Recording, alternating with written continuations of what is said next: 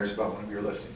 No, if they're calling about one of my listings, then absolutely, I'm working with them. I want to help them get that deal, and I want them to be a client of mine when they go to sell that at some other point. So strategizing with them, what is their game plan? Are they looking to buy this, rehab it, and flip it? Are they looking for a 3 to 5 year hold? What is their strategy so that I can be aligned with them in the future for whatever they might do when they decide to sell? Okay, so you kind of help them develop their plans and achieve those goals. Yeah, absolutely. I mean, it's there's a lot of guys that we work with that you already know what their plan is, and you know how to underwrite, and you know what the goal, if their end goal is. But there's a lot of people that call in that are new, that might have come off a postcard that you've never spoken with before. So really understanding what they're trying to do. And what if they are calling on a listing and let's say it doesn't work out, or they're not interested, or it's not right for them, or sold, or whatever? Do you continue to work with them? And if you do, then how do you go about finding them property that's not in your own inventory? I think it's just an individual situation. If I enjoy them and enjoy speaking with them and would like to work with them, then I may, or I may pass them along to one of my junior agents and let them, get on the MLS at night when they're not cold calling to try to find a property for them. Okay, great. Nice, thank you. And Alicia. I'm sorry, what was the question again? I was listening to That's okay. It was so good. Yeah, it was good. Yeah. How do you go about finding inventory, both on the market and off the market? Okay, for me, I do a lot of them that are not on the market. The reason is because I specialize international a lot. So 40% of my company transaction for the last 2 years are international. And although I love listings, listing does take a lot of work. You need to prep, you need to prepare, set up, package. There's a lot of things that you need to do, and sometimes, to prepare a good big listing, you probably take about 3 months just to prepare. And so my buyers are mainly cash buyers, and they're multi-million dollars, so it's hard to turn off buyers when you have, cash buyers. And so a lot of times what I do is I really get to know exactly what they want. So usually my interview with them may probably take about an hour and a half. And Is that in person or over the phone? Depends. If they're overseas, then we do Skype. Yeah, if they're here in the States and we can meet up, I prefer the face-to-face. Because one thing I think all of us can agree is to be a top producer, we're actually choosing clients too. Right? We don't take everybody. And so, how many people here are more residential? Like 80% you're doing is residential. Okay, so most of the people. And the reason I ask that is because the mentality is really different. When you're doing residential, people are cutting your commission and you're like chasing after them, right? That's one thing I don't miss. But for commercial, we're really different. We're completely different. People are chasing after us. And it's for us to say, do we want to work with you? And the reason is commercial takes a longer period of time.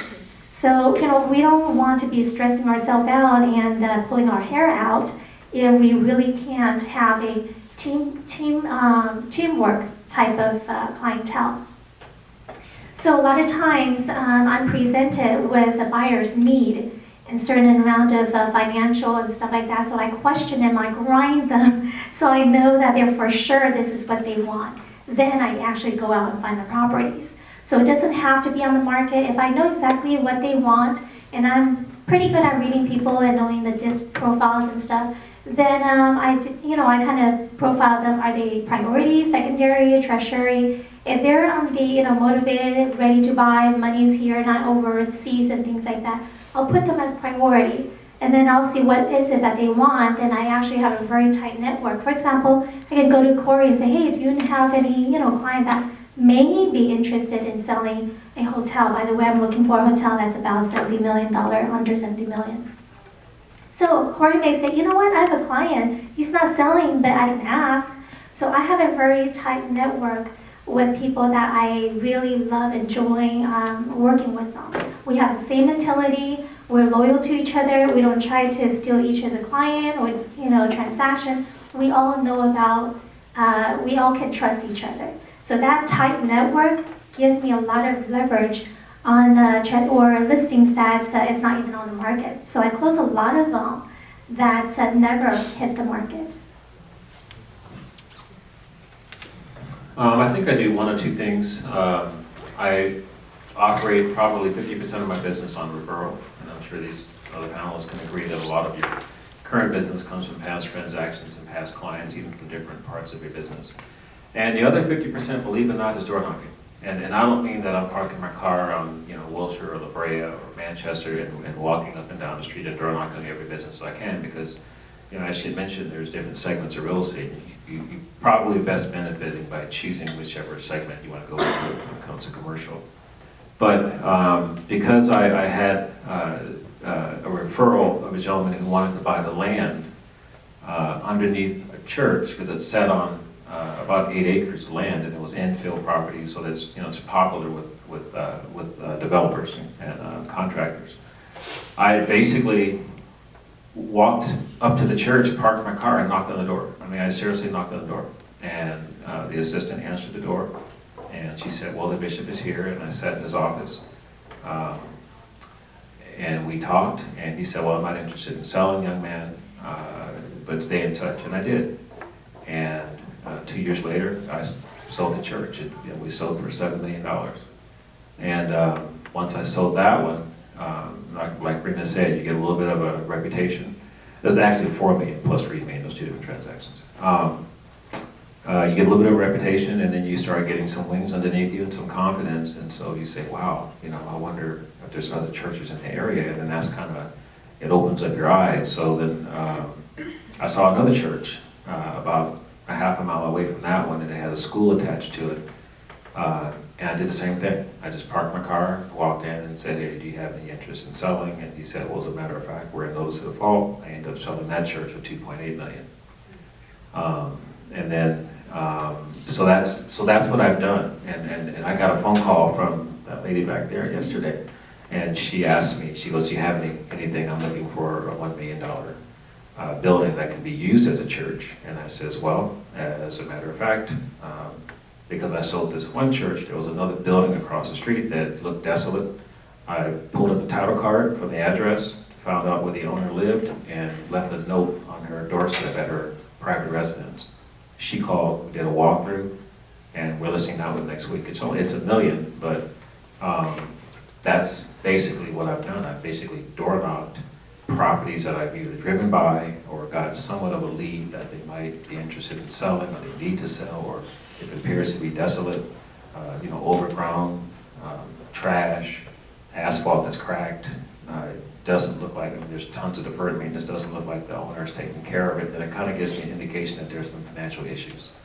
So that 50% of my business in terms of door knocking is how I've generated the majority of my sales with the church community. The other 50%, like I mentioned, is referrals and working with residential clients that turn out to own commercial properties. You're doing to find inventory as well? Absolutely, Michael. Yeah, I tap into my residential side. I ask them questions. They get flyers of what I'm selling. Commercial properties, I will email them as well. I'll include them in that chain. And then they'll say, "Oh, I didn't know you did residential." And I know that's how Reba got started, because her client she didn't want to do it at first, and then she actually started and took off. But yeah, that's how I'll include those residential clients in the commercial side, and then it just kind of opens up a different portal of business or potential business. Perfect. Yes, please. When I met Michael like over a year ago, he kept talking about the grid, the grid, the grid. Although I have not sold any commercial listing myself, I'm going after that, and I'm following the grid that Michael talked about. I don't know if any of you knows what I'm talking about or what the grid is, but I have an active buyer that he's looking for a certain area, and now I have a mail out that's going to my grid to get him some listings. So that's how I am trying to get more properties listings so I can sell it to my buyer, because I know where he's looking. So that's one entity that I'm looking for to get more business, other than relying on other agents to get the business for me. Nice, yeah. Michael, let me piggyback on that, because essentially what Rima just mentioned and what you taught us, and I think everyone here is to take at least your one day. How many of you have taken our 1 day in the room? Show your hands real quick. Just the 1 day. How many of you have taken the 3 day? Okay. How much? And then, is there anybody? This is the first time you've seen one of our events for the first time? Okay, so just a handful. Okay. Yeah, you talk about that grid, and essentially that's what I was doing. I mean, you're kind of profiling, you select the area, a grid, a farm, and that's what I did. And my grid is Inglewood churches, and I try to have a minimal seating of 300 to 1,000 per church. So that gives me a sales price of anywhere between 1 million and 6 million. And then I do my very best to represent both sides. That's what I really try. And it's worked out a couple of times, so that's good. So essentially it's putting in place the grid. So I took Michael's class, and then I said, okay, let me shake the church thing, let me try something else. And then I started with the multifamily, door knocking, multifamilies, which is impossible for the most part, but starting with the rental survey. And in the grid that I chose, that I started with and didn't follow up on, I have a LoopNet setting that sends me prices or properties that come on the market. I chose my own grid. 3 listings came on the market in about 2 weeks, just in my little grid that I didn't follow up on with those sellers. So the huge opportunity, and these listings are between 1 million and 2.5 million. Go ahead. Comment too. I'm not really familiar with the grid, but I think it's similar to what I'm going to talk about. Yeah, so, I said I don't work with buyers, but exchange buyers, so that's someone that I've listed a property for, that I personally have listed the property for, and I'm working with them to help find their exchange property. So I'll find out exactly what it is they're looking for, 15 to 25 units in Bellflower, and send out a letter to every single owner in Bellflower saying, I've got a buyer, he's in an exchange, he's got X amount of money, he's interested in property similar to yours. If this is not on the market and you're interested in selling, give me a call. And it will sometimes generate listings that your buyer won't buy. It sometimes will be a deal that you can go direct and find something off market. But it sounds like similar to the grid is what you guys are referring to. Yeah, and Bogey, I don't know if I've ever told you this, but Bogey and I go way back for years before I really even started doing commercial a lot. And what happened was I have some commercial property, and I started receiving some contacts from Bogey, and I don't know if I ever told you this or not, but I actually kind of copied some of his stuff, not so much his, not the material itself, but the ideas, and it really helped me with building the grid and having the success that I had. And then we started talking, and we go to this place for tacos in Long Beach, there on Long Beach Boulevard for $1, although I hear they're $2 now. Around the price. So anyway, yeah, so it's right on track. It's the same thing pretty much. It's a little more specific, but yeah, same thing. And I'm gonna open this up for questions here in just a minute. So if you have questions, the microphone's right there. Just go stand right there, and we'll open it up to questions. And if you're thinking of something that you wanted to add or whatever, and just do this, not a problem at all. One of the things that they all said was that once they got something going, kind of similar to this, once they got something going, it kind of snowballed. So what I'm thinking, if I'm you, is, okay, if I do this, if I commit to this and this and this, and some of the things that these guys say and Michael suggests, and I do this, how long can I expect to have something kick in? And I know that's what I would be thinking if I were you. So how would you guys answer that question? I'll actually answer that. I'll tell you a little bit of a story. When I was first started out, I kind of gave you guys my timeline of what I was doing and how many, when I was dialing and when I was on the phone. When I actually first started, I wasn't calling that much. I was maybe getting in like 50 calls in a day. And we, in a Marcus Mill chat, we track how many calls you make going out, how many calls come in on your phone number, and the duration of the time that you're on the phone. And my mentor had come up to me, and I was always the #1 caller, making like 50 or 60 calls. Maybe if I had a big day, I made 70 or 75 calls. And my mentor came up, and he had circled, it's now in digital, we get it via email, but back then it was a piece of paper on your desk from the calls from the day before. And he had circled my name, and he put his initials, and he put a question mark next to it. And I was the #1 caller, and I was like, so what's up? Why is the question mark? Why is he like kind of calling me out here? I could feel it. So I went in his office and I said, what's up? Why, I made 75 calls. He goes, oh yeah, that's pretty good. He goes, how long were you on the phone? And so I look over at the time that I was on the phone, like 2 hours and 34 minutes. He goes, what time did you get here? I go, 7. He goes, what time did you leave? I'm like, we're at 7.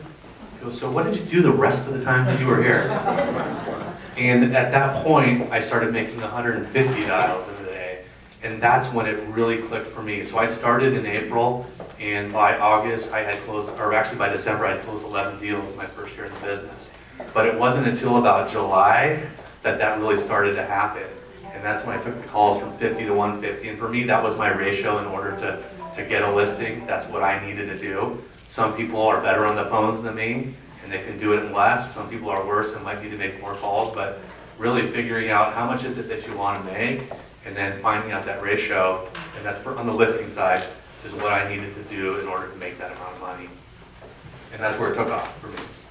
Nice. And so within your first year? Yeah, so that's great. That's great. Michael, if you don't mind, I'll share a little bit something. I think this will act as a extreme encouragement for most people. So I'm going to share a little bit just on the personal side, and this is what I told my agents, which up to today, people, my agent who has been with me for 4 years still does not believe me, but it's true. So basically, I was born extremely shy person. So if you're as shy as a girl in college on the first year of her college year, taking a speaking class, speech class, you have to take that to graduate. It's one of the GB, right? Okay, I couldn't sleep for a week. And it wasn't bad. It was only 10 minutes. You have to get in front of the class, kind of like this size, and all you have to do is speak whatever you want for 10 minutes. That's all you had to do. I couldn't sleep for a week. I went to the teacher and I said, what can I do to not speak? And she was completely kidding. She said, give me a 100-page of essay. And I did it. Okay, how many people are that bad? Okay, next thing. The reason I'm sharing this is I'm telling you, if I can do it, all of you can do it. So that's the encouragement I want to give you. I have so many more stories, but another one that I'll throw out is, I wasn't the brightest, kid in school or even in class. I mean, I was having like about straight C's, and I didn't understand why. I was studying hard, but I wasn't just getting the grades. It was until in college I figured out why. I never had mentors, never had the money to get tutors. I came from a very poor family. We didn't have 3 meals a day back in Taiwan. Most people don't believe me, and they thought I was born in a golden spoon family or something. But we didn't have 3 meals a day. And so we really have to work our butt off to really make it in the US. And so, we have to do a lot of things on our own, which means, my mentality was I didn't have anything to lose, so just do it. So with that mentality, I think it kind of went a long way to where I am today. So I think one thing is, if there's any doubt in your mind, I can't do this. I have this, I'm not smart, I'm not as bright, I don't have the look, whatever your excuse is, if I can do it, you have no excuse, basically. That's great. That's awesome. And a round of applause. So if somebody were to start, I know this is really hard to answer, but if they were to start for just an hour a day, 4 days a week, Monday through Friday, Monday through Thursday, and they committed to some things that we know how they should do, when do you think, in your opinion, they could expect to have their foot in or start to get their foot in? Because once you get that foot in, it seems to get easier. So can you ballpark that time frame? I know it depends on the skills and scripts and all that, but I know at our firm, they usually tell everybody to be prepared to not make any money for the first 12 to 18 months. And personally, I think that when you put that time frame in your head, then you will probably make money in 12 to 18 months. So most of the guys that, when they come into me, it's 4 to 6 months to have a listing. And that's if you're consistent on the phones for that entire period of time. And if you're not, it's not going to happen. But if you can do the 75 to 100 dials a day consistently for that period of time, it will happen. great.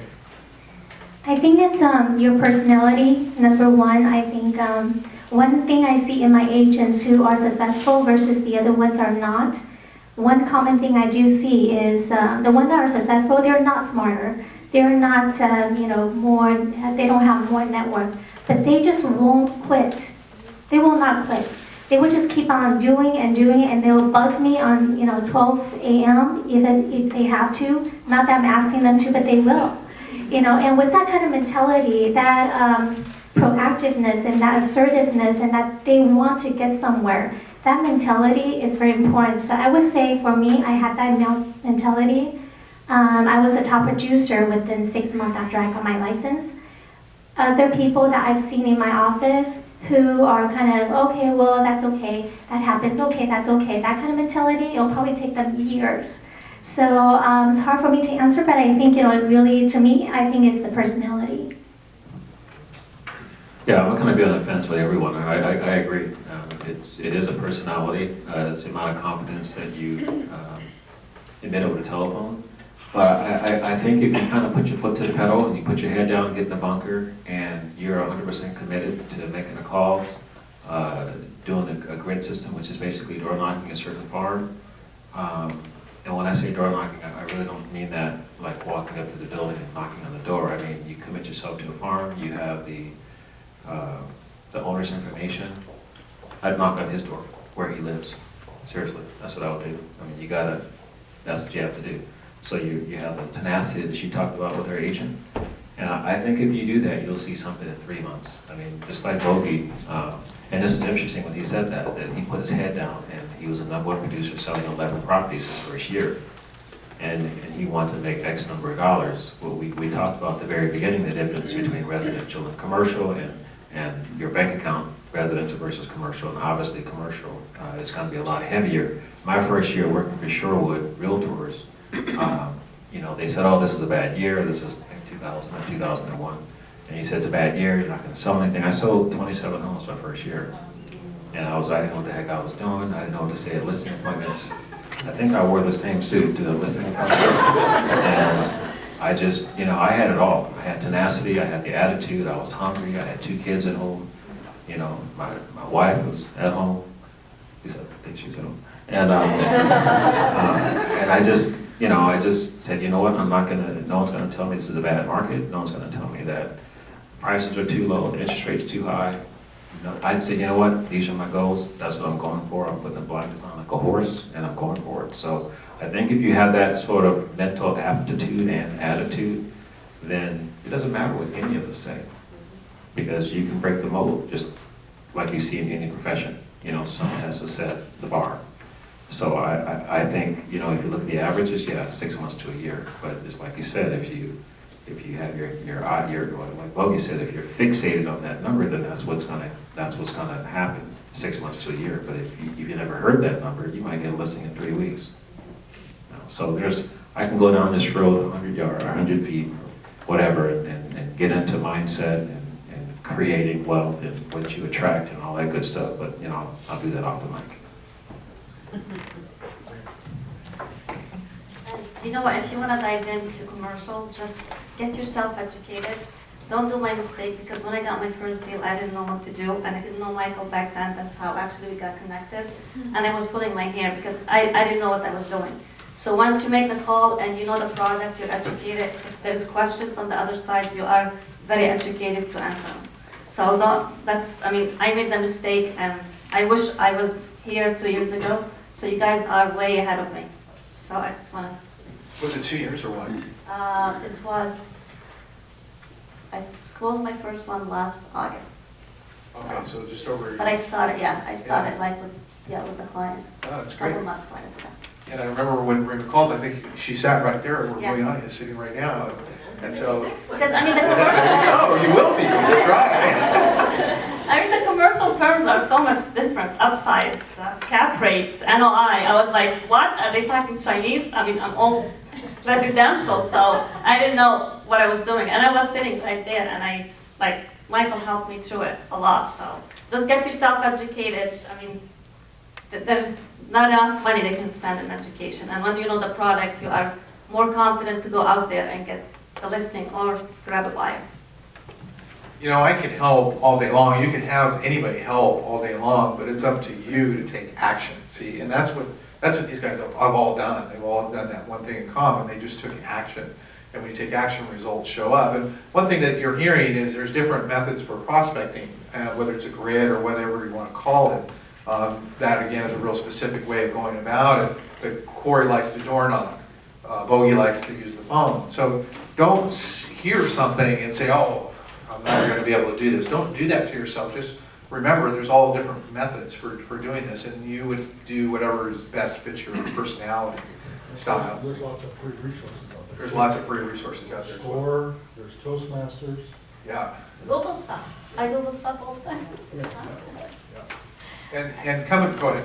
I just want to say, my first transaction I closed in commercial was 9.7, and I told the buyer before I start putting the LOI out, I will refer you out. Luckily, I did not, and I closed 9.7. So I just want to put it out there. I was frightened to do what I did, but I did it. I took actions, and that's why I'm here today. What kind of questions you guys have? I'm not getting personal, I just wonder what you've heard. What kind of money do commercial agents make in general, you know? And after how many years do they make, you know, when do they get to a point that's quite lucrative? Anybody specific or? No, General? it just, and not you personally, I'm not trying to ask personally, but just what do you hear, because you're more in the business than I am, on that side of the business. You know, it's probably a lot like residential in terms of how much people make as a percentage. What I mean by that is the 80-20 rule. So 20% of the people are making, 80% of the money. I think that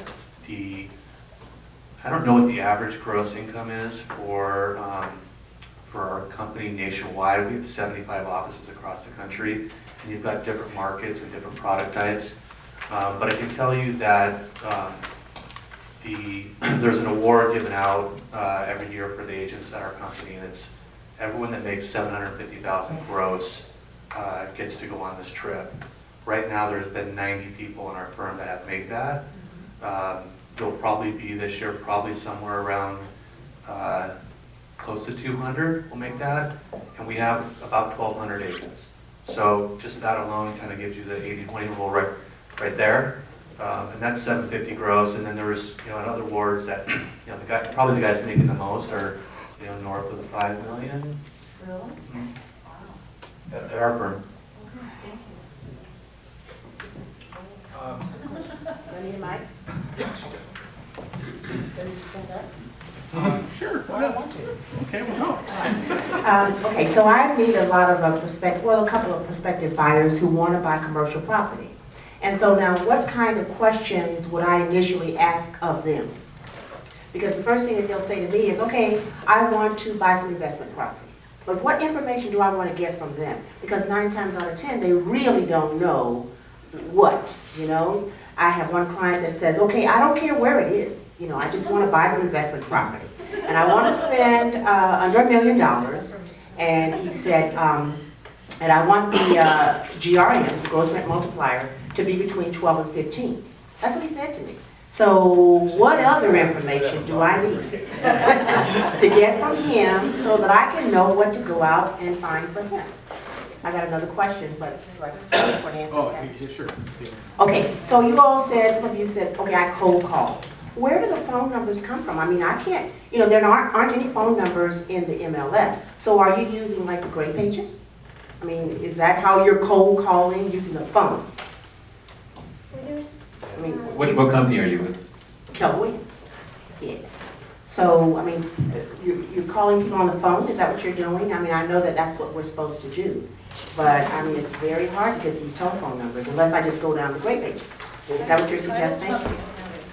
Yeah, I'll answer that question because the second part, or I can answer both. But regarding phone numbers, so there is a company called Haynes, which you can actually buy phone numbers. There is a company called Kurtz, which has an apartment directory. I use that regularly, where you can get an apartment directory of all of the phone numbers of the owners. I spell Kurtz. I think it's K-I-R-T-Z. And Haynes is H-A-I-N-E-S. There's also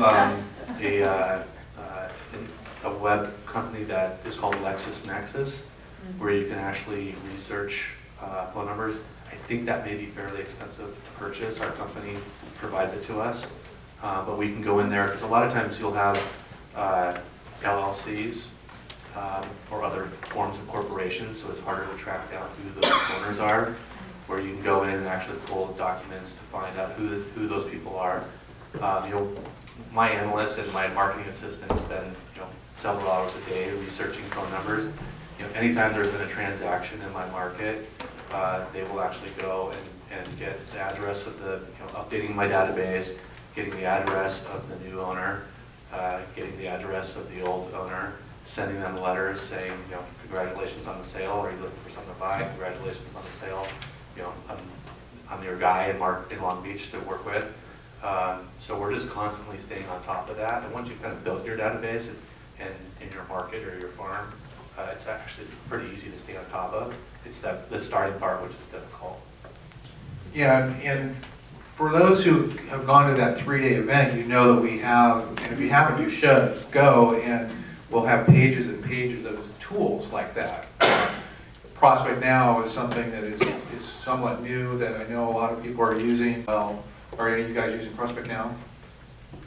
There was an event that I went to last week, and it was at KW in Palos Verdes in Western, and they actually did a study. I think they took 5 different companies, and they had a certain amount of people all pull from those databases. One was Prospect Now, one, I can't remember all the names, but Haynes was the one that had the most accurate amount of numbers, and it was tremendously different, where it was 30% for almost everybody else, and they were more like 80 to 90% correct phone numbers. Yeah.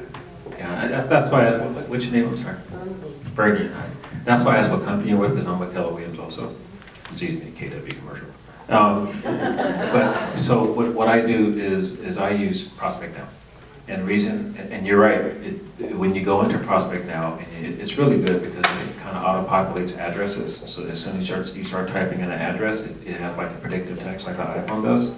And then that address is recognized, boom, it'll come up. It'll have the just basically the title card, the public record information. But what I really like about it, and this is where Haynes made Trump Prospect Now, is typically, like Michael said, these companies or these properties are owned by entities, whether it be LLC, corporation, whatever it may be, LP.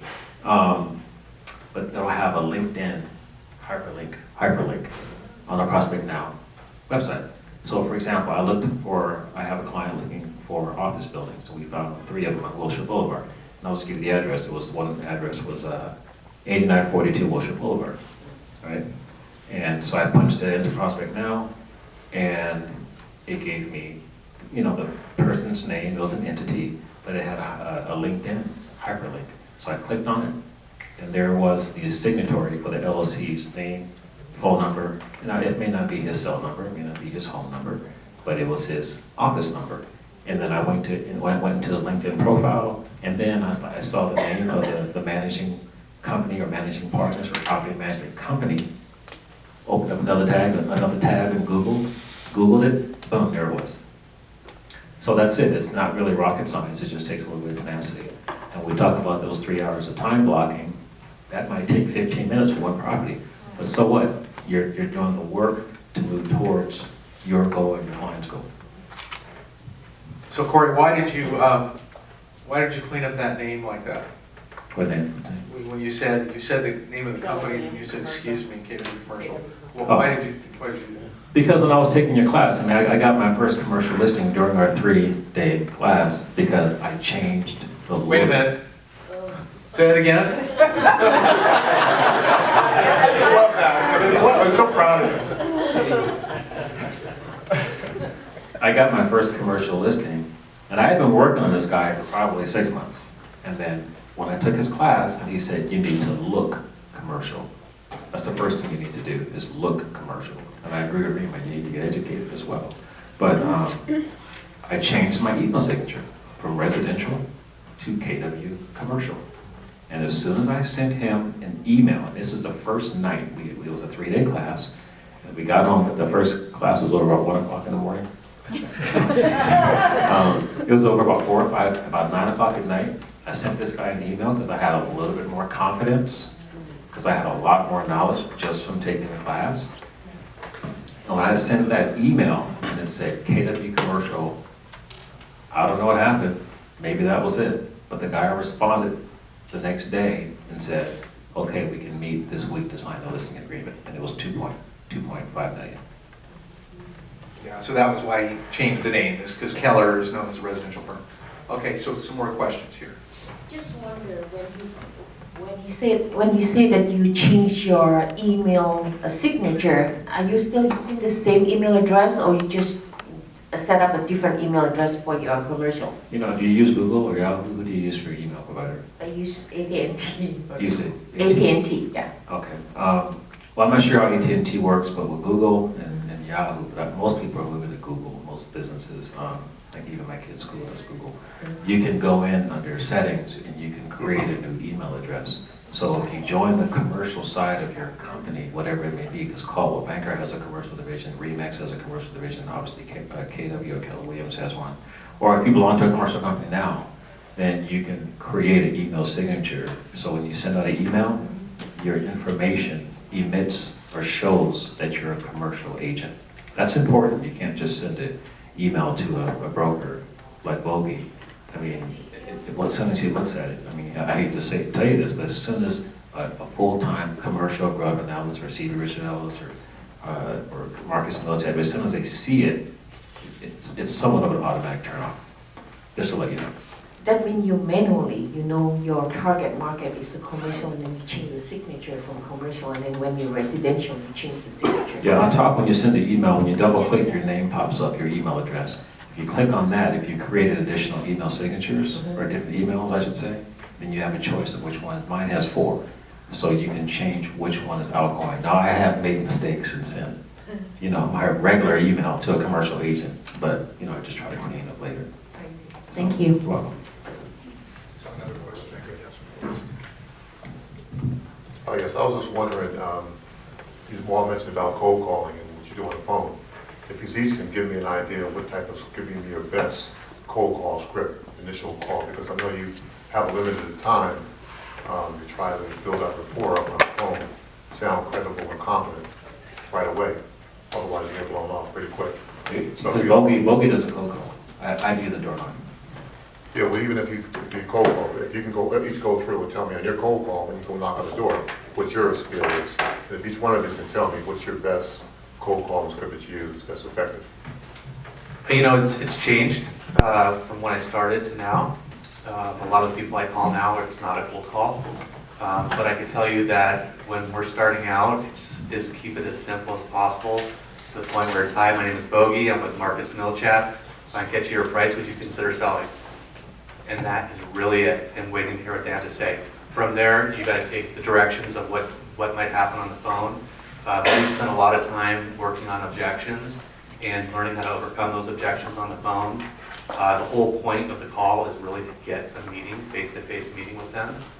So it really doesn't matter if they're not a seller at that point, or they say, no, I'm not a seller. Getting in front of them would be the next goal, or really the main goal of the call. And then from there, trying to get proposal onto the listing. But it's really, really keep it simple, keep it fast. There's, you know, it was last Friday when I was at the KW office in PV. I always try to get people on the phone. I always want to speak to a live person.